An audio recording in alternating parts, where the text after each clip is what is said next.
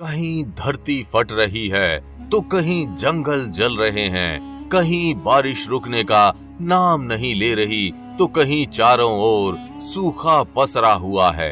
क्या धरती की ये तबाहियां मानव जाति को खत्म कर देंगी? क्या इसी दिन को पुराणों में कलयुग के रूप में वर्णित किया गया है? तो क्या घोर कलयुग की शुरुआत हो चुकी है और क्या जन्म लेने वाले हैं कल्कि? क्योंकि भगवान कल्कि के संदर्भ में कुछ ऐसी ही भविष्यवाणियां की गई हैं, जिसके अनुसार जब पृथ्वी पर धर्म की हानि होने लगेगी तब चारों धामों समेत सभी धार्मिक स्थल धरती में समा जाएंगे। पृथ्वी पर पुनः धर्म की स्थापना हेतु कल्कि अवतरित होंगे और पुनः धर्म की बहाली होगी। इस साल की शुरुआत में बद्रीनाथ और केदारनाथ धाम के मुख्य द्वार कहे जाने वाले जोशी मठ में जो तबाही आई थी, वो क्या इसी भविष्यवाणी की शुरुआत है? इसके साथ ही जगन्नाथपुरी, द्वारका और रामेश्वरम के हाल भी कुछ ठीक नहीं लग रहे।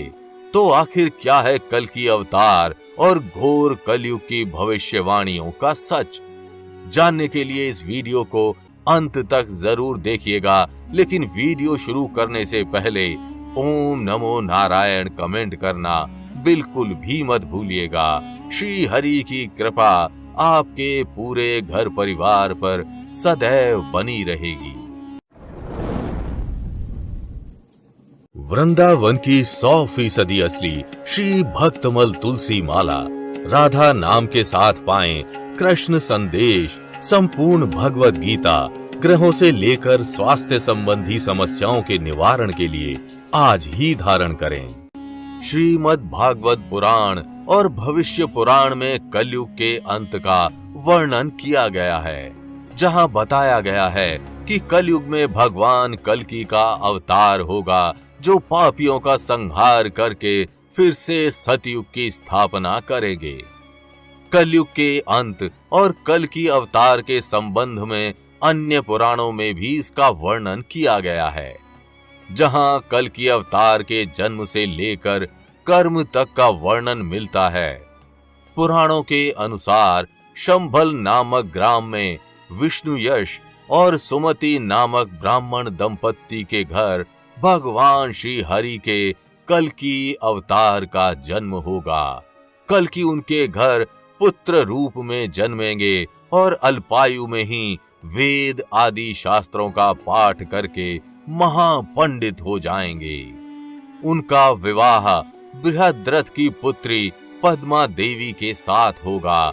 उनके गुरु स्वयं भगवान परशुराम जी होंगे और कल्कि महादेव की तपस्या कर दिव्यास्त्रों की प्राप्ति करेंगे। भगवान श्री कल्कि का प्राचीन कल्कि विष्णु मंदिर उत्तर प्रदेश के संभल जिले में आज भी स्थित है। पुराणों में संभल जिले को शंभल के नाम से वर्णित किया गया है और कलयुग के अंत में कल्कि यहीं जन्म लेंगे। पुराणों में घोर कलयुग के बारे में भी बड़े विस्तार से बताया गया है।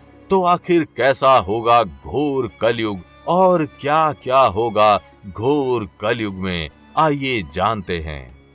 माना जाता है घोर कलयुग में मनुष्य की आयु 20 वर्ष से भी कम हो जाएगी। हिंसा और मांसाहार अधिक मात्रा में बढ़ जाएंगे। मानवीय गुणों और रिश्ते नातों का पूरी तरह खात्मा हो जाएगा। इंसान के खून का प्यासा बन जाएगा। पुरुषों का पुरुषों से और औरतों का औरतों से संबंध बनेगा। लोग नीति और नियम को ताक पर रख देंगे। हर व्यवस्था खत्म हो जाएगी। सरकारें भ्रष्ट हो जाएंगी तथा चारों तरफ अफरा तफरी का माहौल होगा। लूट मार और बेईमानी घोर कलयुग का दर्पण बन जाएगी तथा धर्म का पूरी तरह से नामो निशान मिट जाएगा। ऐसे वातावरण में ईश्वर और धर्म का पालन करना दुष्कर हो जाएगा। धर्म का पालन करने वालों की संख्या बहुत कम हो जाएगी और अंत में कल्कि इन्हीं के यहाँ जन्म लेकर पुनः सब व्यवस्थित करेंगे। घोर कलयुग के बारे में ये भी कहा गया है कि उस काल में एक भी धार्मिक तीर्थ स्थल नहीं बचेंगे और चारों धाम भी गायब हो जाएंगे। तो बीते दिनों जोशी मठ में आई वो तबाही कहीं उसी घोर कलयुग की शुरुआत तो नहीं, क्योंकि जोशी मठ को बद्रीनाथ का प्रवेश द्वार कहा जाता है और बद्रीनाथ 4 धामों में से एक हैं। तो क्या चारों धामों के गायब होने की शुरुआत हो चुकी है और क्या सबसे पहले भगवान बद्री नारायण का बद्रीनाथ धाम गायब होगा? आइए जानते हैं। जोशी मठ की तबाही बद्रीनाथ को तबाह कर देगी और इसकी भविष्यवाणी बहुत पहले ही की जा चुकी है। महर्षि वेद व्यास द्वारा रचित स्कंद पुराण में इस भविष्यवाणी का वर्णन मिलता है। वेद व्यास जी ने लिखा है कि घोर कलयुग के समय जोशी मठ में स्थित नरसिंह मंदिर में भगवान नरसिंह का बायां हाथ गिरते के साथ एक भयानक भूकंप आएगा।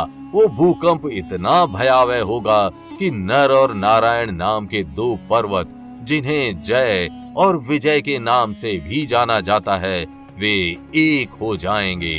प्रचंड भूकंप के कारण 2 विशाल पर्वतों के एक हो जाने से बद्रीनाथ मंदिर लुप्त हो जाएगा और कोई भी भगवान बद्री नारायण के दर्शन नहीं कर पाएगा। तब जोशी मठ के तपोवन क्षेत्र में स्थित भविष्य बद्री मंदिर में भगवान बद्रीनाथ के दर्शन होंगे। केदार खंड के सनत कुमार संहिता में भी इस भविष्यवाणी का वर्णन मिलता है। तो क्या जोशी मठ में आया ये भूकंप उसी भविष्यवाणी की शुरुआत है? क्योंकि जहां साल के शुरुआत में जोशी मठ की तबाही ने पूरे देश को हिलाकर रख दिया था, वहीं अब तुर्की की आफत ने पूरी दुनिया को चौकन्ना कर दिया है। साल की शुरुआत में जोशी मठ ही नहीं बल्कि उसके आसपास के इलाके जैसे कर्णप्रयाग, टिहरी और चमोली में भी जमीनें फटी थीं। इन दिनों धरती पर कुछ अजीबोगरीब परिवर्तन हो रहे हैं। जहां एक और दिल्ली में फरवरी के मौसम में गर्मी ने सारे रिकॉर्ड तोड़ दिए हैं और वहीं दूसरी ओर उत्तराखंड के पहाड़ी जंगलों में आए दिन लगती आग लोगों की परेशानी का कारण बनी हुई है। लेकिन इस प्रकार की प्राकृतिक आपदाओं का कारण कोई और नहीं बल्कि स्वयं मनुष्य ही है। जोशी मठ और अन्य पहाड़ी इलाकों में बनती सुरंगें इसकी तबाही का मुख्य कारण है। दिल्ली, मुंबई जैसे बड़े शहरों में बढ़ती आबादी और प्रदूषण गर्मी का मुख्य कारण है। लेकिन यहाँ चौंकाने वाली बात यह है कि क्या हमारे पूर्वज इस बात को पहले से जानते थे? क्योंकि आज के समय में जो कुछ भी हो रहा है उसका वर्णन कई हिंदू धार्मिक पुस्तकों में पहले ही किया जा चुका है। इन्हीं पुस्तकों में स्कंद पुराण और भविष्य मालिका प्रमुख हैं। इन ग्रंथों में घोर कलयुग के बारे में ठीक वैसा ही बताया गया है जैसा आज के समय में हो रहा है। तो आप इस विषय में अपनी क्या राय रखते हैं? क्या यही घोर कलयुग का आरंभ है? अपने विचार हमें कमेंट के माध्यम से जरूर बताइएगा और अगर वीडियो अच्छी लगी हो तो इसे लाइक व शेयर कर चैनल को सब्सक्राइब करना बिल्कुल भी मत भूलिएगा।